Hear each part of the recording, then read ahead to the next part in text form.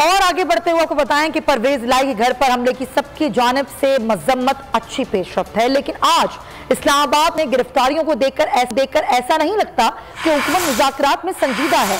ऐसा कहना है फवाद चौधरी का। उन्होंने कहा कि मेरे ख्याल से रैली को रोकने में दो ग्रुप शामिल हैं। एक ग्रुप चाहता है कि मामला आगे ना बढ़े, सबूताश हो।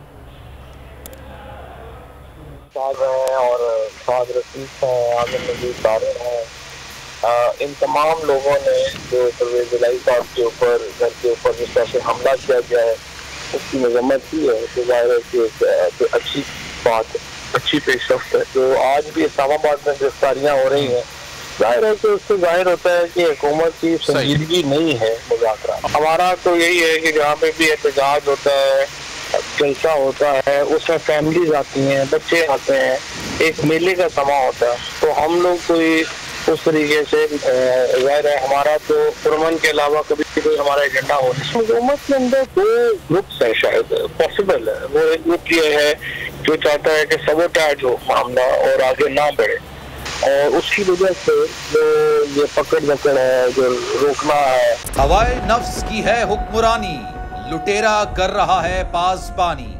बोल न्यूज के मार्केटिंग हेड आकाश राम ताहा लापता, तफ्तीशी इदारे जवाब देने से कासिर। अहले खाना परेशान, बेटे की जुदाई में माँ गम से निढाल। जो बच्चो हिंदू पर आए थे जो को पाकिस्तानी, मुझे मेहरबानी करे पंहिंजो आकाश वापस कयो।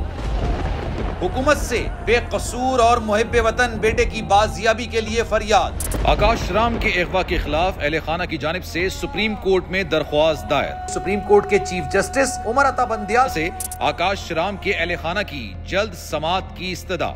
मुश्किल की इस घड़ी में आलमी मीडिया ने भी उठाई आवाज।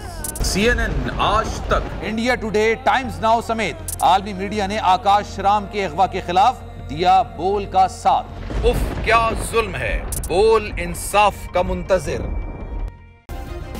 सब्सक्राइब करें और बेल दबाएं ताकि कोई खबर रह न जाए।